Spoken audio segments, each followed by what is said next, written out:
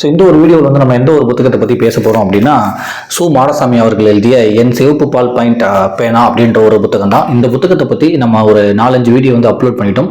இந்த புத்தகம் வந்து யாருக்கு சரியாக இருக்கும் அப்படின்னா வந்து ஆசிரியர்கள் மாணவர்கள் வந்து ரொம்ப ரொம்ப முக்கியமாக படிக்க வேண்டிய புத்தகம். பட் எல்லாமே படிக்கலாம், பட் அவங்களுக்கு வந்து நிறைய முக்கியமான விஷயங்கள் வந்து இந்த ஒரு புத்தகத்தில் வந்து இருக்குது. அதாவது மாணவர்களோட அவங்களோட சிந்தனைகள், ஆசிரியர்களோட சிந்தனைகள், ஆசிரியர்கள் எல்லாமே சேர்ந்து குரூப் அவங்களோட உரையாடல்கள், பசங்களை வந்து தூங்க வைக்காமல் இருக்கிறதுக்கு வந்து அவங்களை எப்படி வந்து ஒரு என்கேஜிங் பண்ணலாம் அப்படின்றதுக்கு அதுக்கு நிறைய உள்ள டிஸ்கஷன், அப்புறம் வந்து ஆசிரியர்கள் அவங்களோட முன்னேற்றத்திற்கு அவங்களோட திறமைகளை வந்து வளர்த்துக்கிறதுக்கு, அவங்க மாணவர்கள் வந்து ரொம்ப ரொம்ப அழகாக பார்த்துக்கிறதுக்கு, அதுமாதிரி மாணவர்களோட இலக்கை வந்து அவங்களை அடைய வைக்கிறதுன்னு சொல்லிட்டு ஏகப்பட்ட விஷயம் வந்து ஆசிரியர்கள் மாணவர்கள் அவங்கள சுற்றியே தான் வந்து இந்த ஒரு புத்தகம் வந்து பயணிக்கும். ரொம்ப ரொம்ப அருமையான ஒரு புத்தகம். நானே வந்து ஒரு 4-5 வீடியோ வந்து அப்லோட் பண்ணியிருப்பேன். நீங்கள் வாய்ப்பு இருந்தால் பாருங்கள். இல்லைன்னா இந்த புத்தகம் வந்து உங்களுக்கு கிடைச்சிச்சுன்னா வாங்கி படிங்க. ஒரு 100 ரூபாய் தான் இந்த புத்தகம். எந்த வெப்சைட்டில் உங்களுக்கு கம்மியாக கிடைக்குதோ தாராளமாக வந்து வாங்கி படிங்க. அவ்வளோ இன்ஃபர்மேஷன் மிகுந்த ஒரு புத்தகம். இப்போ உள்ள மாணவர்கள் வந்து நம்ம எப்படி லீட் பண்ணலாம் அப்படின்றதுக்குமே நிறைய விஷயங்கள் இதில் இருக்குது. நம்மளை நம்ம எப்படி தயார்படுத்திக்கலாம் இப்போ உள்ள மாணவர்களுக்கு ஏற்ற மாதிரி அப்படின்றதுக்குமே வந்து நிறைய விஷயங்கள் வந்து இருக்குது. சு மாடசாமி இந்த புத்தகத்தில் சு மாடசாமி அவர்கள் வந்து அவரோட கல்லூரி காலகட்டங்கள் நடந்த எல்லா விஷயங்களுமே வந்து அவ்வளோ அழகாக கட்டுரைகளாக வந்து விளக்கியிருக்காங்க. நீங்கள் வாய்ப்பு இருந்தால் வாங்கி படிங்க. ஸோ இப்போ நம்ம பார்க்க போகிறது வந்து பரிசோதனை கால தனிமையும் வாசிப்பின் தோழமையும் அப்படின்ற ஒரு டாபிக். பரிசோதனை கால தனிமையும் வாசிப்பின் தோழமையும். ஸோ இதில் என்ன ஒரு விஷயத்தை வந்து எடுத்துகிட்டு வராங்க அப்படின்னா வந்து சில ஆசிரியர்கள் வந்து என்ன பண்ணுறாங்கன்னா வந்து நிறைய நான் புதிய புதிய பரிசோதனைகள் வந்து பண்ணிகிட்டே இருக்கேன், நிறைய விஷயங்கள் வந்து நான் புதுசாக முயற்சி பண்ணுறேன், ஆனால் யாருமே என்னை வந்து அப்ரிஷியேட் பண்ணவே மாட்டுறாங்க. நேற்று ஒரு விஷயம் பண்ணேன், இன்னைக்கு ஒரு விஷயம் பண்ணுறேன், புதுசாக சில விஷயத்தை வந்து இந்த ஸ்கூலுக்கு நான் முன்னெடுத்துட்டு வரேன், நிறைய விஷயங்கள் வந்து புதுசாக மாணவர்களுக்கு வந்து கற்றுக் கொடுக்குறேன், எப்படி இப்படிலாம் கற்றுக் கொடுக்கலாமோ அந்த மாதிரி விஷயங்கள்லாம் ஏற்று மாணவர்கள் வந்து அவ்வளோ அழகாக நான் வந்து ரெடி பண்ணுறேன். ஆனால் யாருமே என்னோட இந்த புது முயற்சிகளை வந்து ஒரு அப்ரிஷியேட் பண்ண மாட்டாங்க, யாருமே வந்து அதை வந்து ஒரு பாராட்டவே மாட்டுறாங்க அப்படின்றது வந்து சில ஆசிரியர்கள் வந்து சொல்லிட்டு இருக்காங்க. அதுக்கு சு மாடசாமி அவர்கள் என்ன பண்றாங்கன்னா, நீங்க அதை வருத்தப்படாதீங்க, இப்படி நீங்க பண்றவங்க வந்து முக்கியமா 2 புத்தகம் படிக்கணும். அப்படி 2 புத்தகம் வந்து நீங்க வாசிச்சீங்கன்னா கண்டிப்பா உங்களுக்கு இந்த மாதிரி ஒரு ஃப்ரஸ்ட்ரேஷன், ஒரு டிசப்பாயின்மெண்ட்ல வந்து நீங்க போகவே மாட்டீங்க. ஓகே, இதெல்லாம் இந்த புத்தகத்தில் உள்ளதெல்லாம் வந்து பார்க்கும்போது நம்மளாம் வந்து சின்ன சின்ன முயற்சி தான் பண்ணிருக்கோம், தொடர்ந்து பண்ணுவோம், கண்டிப்பா என்னைக்காச்சும் ஒரு நாள் நம்மளோட முயற்சிகளுமே ஒரு நாள் அங்கீகரிக்கப்படும் அப்படின்னு சொல்லி உங்களை தோண வைக்கிறதுக்கு சொல்லி ஒரு 2 புத்தகம் இருக்கு. அந்த 2 புத்தகத்தை படிங்க. கிட்டத்தட்ட வந்து அந்த புத்தகம் வந்து ரொம்ப வருடங்கள் ஆயிடுச்சு. பட் அந்த புத்தகத்தில் வந்து அவ்வளோ இன்ஃபர்மேஷன் இருக்கு.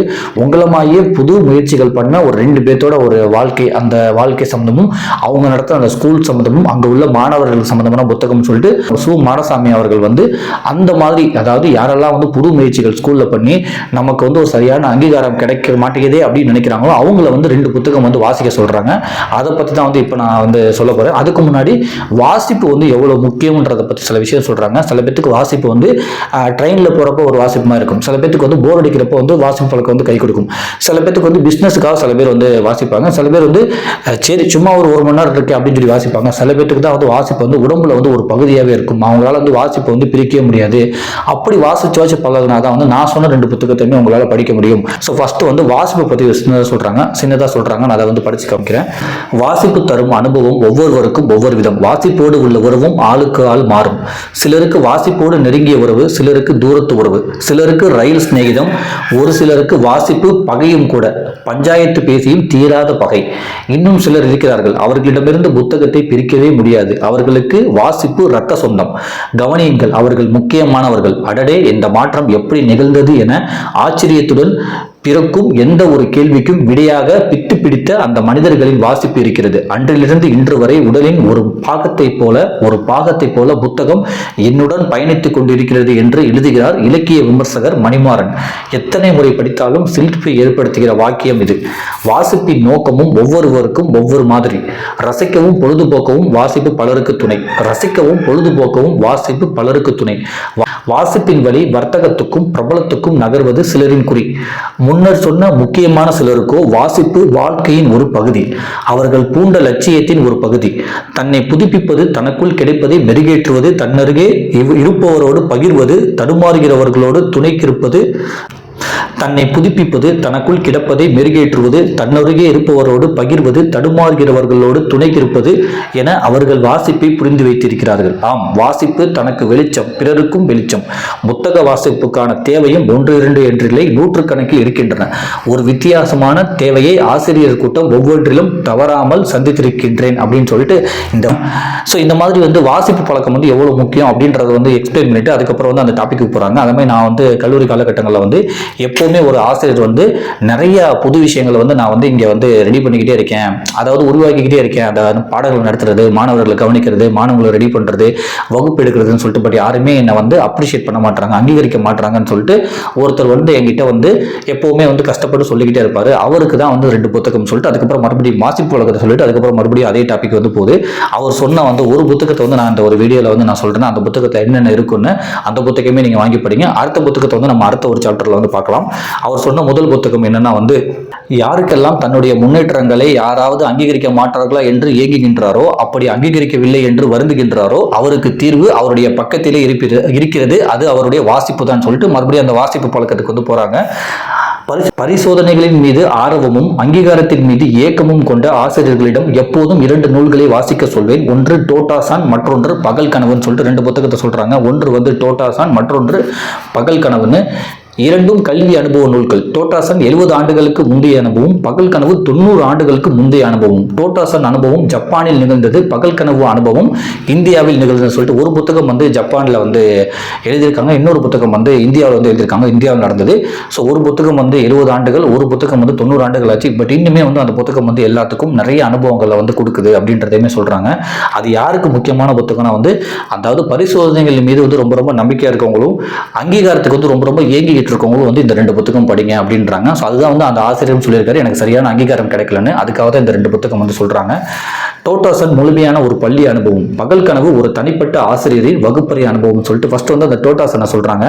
அந்த டோட்டாசனை எழுதினவர் டெட்ஸ்கோ குரோயானாகி அப்படின்றவர் கிட்டத்தட்ட 80 வயசு தாண்டி இன்னுமே வாழ்ந்துகிட்டு இருக்காருன்னு சொல்லி போட்டிருக்காங்க. இது 2015 வந்த ஒரு புத்தகம் இது. இந்த நூலுக்கு ஜன்னலில் சின்னஞ்சிறு சிறுமி அப்படின்ற ஒரு பேர் கூட இருக்கான், the little girl at the window அப்படின்னு. ஸோ என்னன்னா இந்த ஒரு சிறுமியை ஸ்கூலை விட்டு நீக்கிடுவாங்களாம். எதுக்கு நான் ஒரு சின்ன சின்ன விஷயம் தான் பண்ணுமா, அதாவது ஒழுங்கு மீறல் அப்படின்னு சொல்லிட்டு இந்த சிறுமியை நீக்கிடுவாங்களாம்.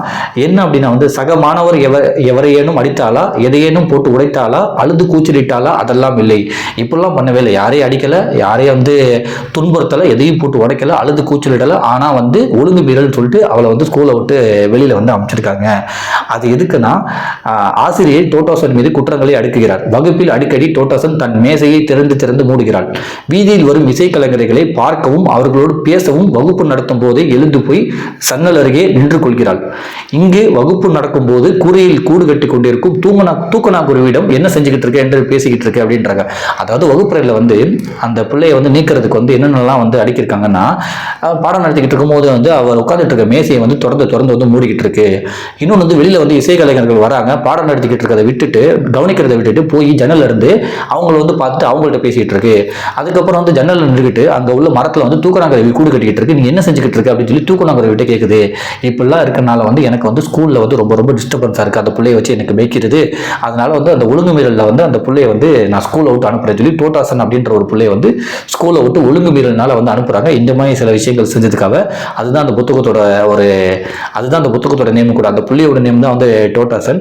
ஸோ அதுக்கப்புறம் இந்த மாதிரி சின்ன சின்ன விஷயங்கள்லாம் ரொம்ப ரொம்ப ஆர்வமா இருக்க பிள்ளைய அனுப்பிச்சு விடுறாங்க. அப்பதான் அவங்க ஒரு ஸ்கூலை தேர்ந்தெடுத்து போறாங்க. அந்த ஸ்கூல்ல எந்த விதமான ஒரு கட்டுப்பாடும், எந்த விதமான ஒரு அந்த ரூல்ஸ் அண்ட் ரெகுலேஷன் அந்த மாதிரிலாம் எதுவுமே இல்லை. ஸோ அந்த ஒரு ஸ்கூலு, அந்த ஒரு கல்வி அனுபவம், அந்த ஒரு பள்ளி அனுபவம், அங்க உள்ள ஒரு ஆசிரியர் மாணவர்களுக்கான ஒரு அந்த நட்பு, அதை பத்தி விவரிக்கிறதா அந்த டோட்டாசன் அப்படின்றதான் 70 ஆண்டுகளுக்கு முந்தைய ஒரு நூலா, அந்த நூலை பத்தி தான் சொல்லியிருக்காங்க. ஸோ அந்த பள்ளியில் எப்படி இருக்கும்னா எடுத்த உடனே மாணவர்கள் பேச சொல்லுவாங்களாம். எவ்வளோ நேரம் வேணாலும் பேச சொல்லுவாங்களாம். அவங்க பேசிட்டு அவங்களுக்கு என்ன பிடிக்குதுன்னு சொல்லிட்டு அதை வச்சு தான் அன்னைக்குள்ள கிளாஸே தொடங்குமா. தலைமை ஆசிரியர் மேலாம் ஏறி உட்காந்துலாம் விளையாடுவாங்களாம், பூ மூட்டைலாம் விளையாடுவாங்களாம். அந்த ஸ்கூல் எப்படி இருக்குன்னா அந்த வேஸ்ட் ஆஃப் ஆனது ரயில் பெட்டிலாம் இருக்குல்ல, அந்த ரயில் பெட்டியெல்லாம் வச்சு ரெடி பண்ணி ஒரு ஸ்கூலுமே இருக்குமா. அதுக்குன்னு சொல்லிட்டு நம்ம நார்மல் ஸ்கூலில் உள்ள எந்த ஒரு கட்டுப்பாடும் இல்லையா. அவங்க என்ன டாபிக் முதல் நாள் பேசுகிறாங்களோ அதை வச்சு வந்து பாடம் வந்து எடுக்க ஆரம்பிப்பாங்களாம். கல்வி சார்ந்து இருக்குமா, விவசாயம் சார்ந்து இருக்குமா, தொழிற்கல்வி சார்ந்து இருக்குமா, ஏகப்பட்ட விஷயங்கள் இருக்குமா. ஒரு ஸ்கூலுக்கான ஃபார்மெட்டே வந்து அதில் இருக்காங்க. அந்த மாதிரி ஒரு விஷயத்தில் வந்து அந்த மாதிரி ஒரு ஸ்கூலில் வந்து ஒரு 50 பேர் படித்தாங்களாம். அதுலேயும் நிறைய பேர் எப்படின்னா வந்து இந்த மாதிரி இந்த ஒழுங்கு மீறல்னால வந்து அமுச்சு விட்டாங்க. சில பேர் வந்து இந்த ஊனமுற்றவர்கள் அந்த மாதிரி சில பேர் வந்து அந்த ஸ்கூலில் படித்தாங்களா. அந்த ஸ்கூலோட இதே வந்து ரொம்ப ரொம்ப வித்தியாசமாக இருந்துச்சா. எந்த பத்திரிகையாளருமே வந்து அங்கே வந்து ஃபோட்டோ எடுக்க வந்து அனுமதிக்கவில்லையா. அதுலேருந்து ஏதாச்சும் ஒரு பிரச்சனை வந்துருமோன்னு சொல்லிட்டு அந்த ஸ்கூல் பாட்டு ரொம்ப ரொம்ப சுதந்திரமாக ரொம்ப ரொம்ப அவ்வளோ அழகாக நடக்குமா. அந்த ஒரு கல்வி அனுபவம் தான் வந்து அந்த ஒரு டோட்டாசன் அப்படின்ற ஒரு புத்தகம். அந்த புத்தகத்தில் உள்ள அந்த கல்வி அனுபவம், அந்த ஆசிரியர் வந்து எவ்வளோ விஷயங்களை வந்து அந்த ஸ்கூலுக்காக புதுசாக ரெடி பண்ணியிருக்காருன்னு பாருங்க. லாஸ்ட்ல அந்த ஸ்கூல் என்ன ஆச்சு, அவங்களோட முயற்சிகள்லாம் வந்து கை குடிச்சான்னு தெரியும். நீங்க இப்போ சொல்றீங்கல்ல, நான் நிறைய புது புது முயற்சி பண்றேன், எனக்கு எதுவுமே வந்து அங்கீகாரம் கிடைக்க மாட்டேதுன்னு. அங்க உள்ள ஸ்கூல்ல அந்த ஆசிரியர் வந்து எவ்வளவு முயற்சிகள் பண்ணியிருப்பாரு. லாஸ்ட்ல அவங்க முயற்சி கை குடிச்சா இல்லையான்றதே வந்து ஒரு பெரிய கேள்விக்குறியா இருக்கும். அந்த புத்தகம் நீங்க படிச்சீங்கன்னா நீங்க பண்ற முயற்சிகள் வந்து ஏன் அங்கீகாரம் கிடைக்கல அப்படின்றத பத்தி கவலையே பட மாட்டீங்க. ஏன்னா அங்க வந்து அவ்வளோ அனுபவம், அவ்வளோ வழிகள், அவ்வளோ ஏமாற்றங்கள் நிறைந்த ஒரு ஆசிரியரோட புத்தகம் தான் அந்த புத்தகம் சொல்லி சொல்றாங்க. அந்த புத்தகத்தில் உள்ள சில விஷயங்களை மட்டும் நான் சின்ன சின்ன விஷயமா நான் படிச்சிடறேன். ஏன்னா நீங்கள் அந்த புத்தகம் வந்து வாங்கி படிங்க. ஸோ அதுவுமே வந்து உங்களுக்கு கொஞ்சம் நல்லா ஹெல்ப்பாக இருக்கும்னு நினைக்கிறேன். அந்த புத்தகத்தில் எப்படி இருக்கும், அந்த ஸ்கூல் வந்து எப்படி நடக்கும்ன்றது வந்து அந்த புத்தகத்தில் வந்து இருக்குமா. பள்ளியே அப்படித்தான். பதறாத பள்ளி, பொறுமையான பள்ளி, கோபமற்ற பள்ளி. ஒருமுறை இப்போ டோட்டாசன் தன் பர்ஸை கழிவறை குழிக்குள் தவற விட்டு விடுகிறாள் சொல்லிட்டு அந்த பள்ளி வந்து ரொம்ப ரொம்ப பொறுமையா இருக்குமா. உன்னை வந்து முதல் நாளே வந்து டோட்டாசனை வந்து பேச விட்டு அவங்க தலைமை ஆசிரியர் வந்து உட்காந்துட்டாங்களா. என்னதான் பேசுதுன்னு பார்க்கலான்னு 4 மணி நேரம் பேசிச்சாங்க. அந்த 4 மணி நேரத்தில் வந்து புரிஞ்சுக்கிட்டாங்களா இதுக்கு என்ன பிடிக்கும் என்ன பிடிக்காதுன்னு. அந்த பள்ளியே ரொம்ப ரொம்ப அமைதியாக தான் இருக்குமா. ஒரு நாள் வந்து கழிவறையில் வந்து தன்னோட பர்ஸை வந்து டோட்டாசன் தொலைச்சிருச்சான். அது எப்படி யோசிச்சுன்னா வந்து இங்கே உள்ள பர்ஸ் வந்து அந்த பக்கத்து ஏதோ ஒரு கால்வாய் வழியாக தான் வரும்னு சொல்லி அந்த கால்வாய் அந்த மூடியை திறந்து அங்க உள்ள மலத்தை வந்து அள்ளி அள்ளி போட்டுக்கிட்டே இருந்தான். தலைமை அந்த ஆசிரியர் வந்து வராங்களாம். அந்த ஆசிரியர் பெருமையை வந்து இங்க சொல்லியிருப்பாங்க. ஸோ ஜப்பானிய கல்வி ஆசிரியர் கோபயாச்சி நடத்திய ரயில் பெட்டி பள்ளி. ஸோ அவங்க பேர் வந்து கோபயாச்சி. அவங்க நடத்துதான் வந்து இந்த ரயில் பெட்டி பள்ளி. ஸோ அவங்க தான் நிறைய முயற்சிகள் வந்து பண்ணியிருக்காங்க. ஸோ அவங்க வந்து வந்திருக்காங்க. இந்த புள்ள வந்து கழிவறையை வந்து அந்த கழிவறையிலேருந்து கனெக்ட் ஆகி வர அந்த ஒரு இதை வந்து ஒரு சின்னதாக ஒரு இடத்த வந்து ஓடிக்கிட்டே இருக்கு. மலத்தெல்லாம் வந்து அள்ளி அள்ளி போட்டுக்கிட்டே இருந்துச்சு. ரொம்ப ரொம்ப துர்நாற்றம் வந்துட்டு இருந்துச்சு. அங்கே உள்ள ஆசிரியர் வந்து வந்திருக்காரு. என்னமா பண்ணிட்டு இருக்கணும்னு, என்னோட பர்ஸ் வந்து கழிவறையில் விழுந்துருச்சு. ஸோ நான் இங்கே வந்து தோண்டி எடுத்துக்கிட்டு இருக்கேன்னு அவர் எதுவுமே சொல்லி அவர் பாட்டு போயிட்டாராம். மறுபடியும் தோண்டிக்கிட்டே இருந்துச்சா. கழிவறையில் உள்ள அந்த மலத்தை வந்து அந்த கனெக்ட்ல உள்ள மலத்தை வந்து அள்ளி போட்டுக்கிட்டே இருந்தான். அந்த பர்ஸ் கிடைக்கவே இல்லையா. திருப்பி வந்திருக்காரு. என் பர்ஸ் கிடைக்கவே இல்லை. மறுபடியும் எல்லாத்தையும் அள்ளி உள்ள போட்டுட்டு இருந்துச்சான். அவனா அவர் வந்து முயற்சியை தடுக்கவே இல்லையா. பரவாயில்ல, ஏதோ ஒன்று முயற்சி பண்ணுது. அங்க இருக்க பர்ஸ் வந்து இங்க வந்திருக்குன்னு சொல்லிட்டு ஏதோ ஒரு கனெக்ட்ல முயற்சி பண்ணுது. நம்ம அந்த முயற்சியை தடுக்கக்கூடாதுன்னு சொல்லி சின்னதாக வந்து ஒரு எக்ஸாம்பிள் மட்டும் சொல்லியிருக்காங்க.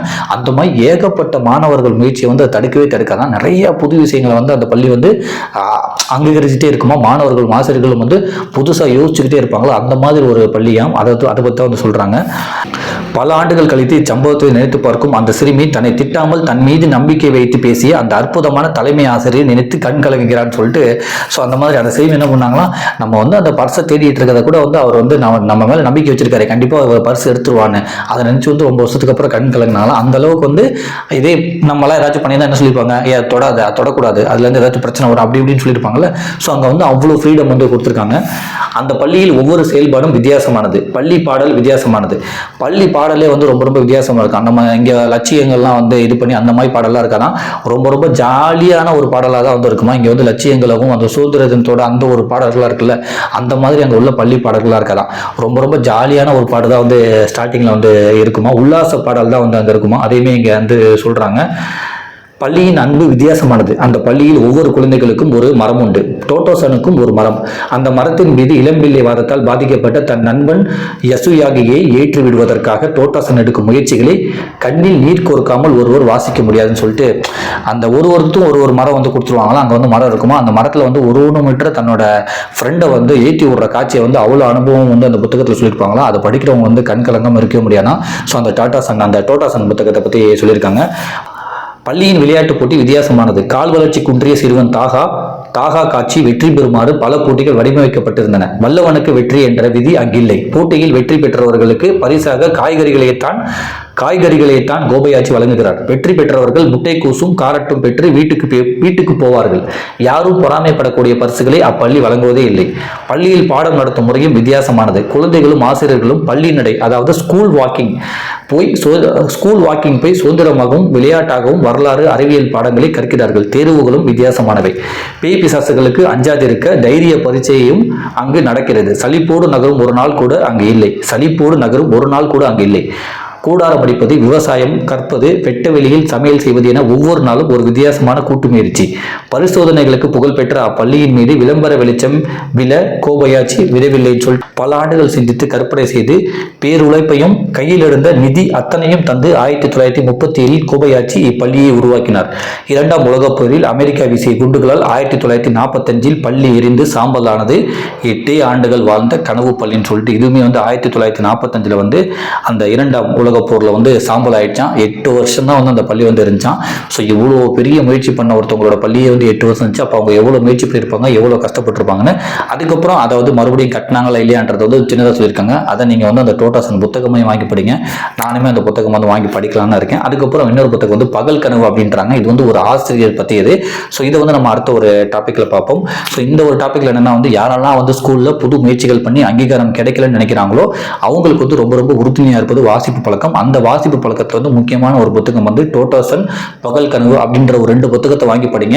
அதுல உள்ள அந்த முயற்சிகள்லாம் பாருங்க, அவங்க எடுத்த முயற்சிகளை. ஸோ நீங்க எடுத்த முயற்சிகள் அதை வச்சு பார்க்கும்போது பக்கத்திலே வராது.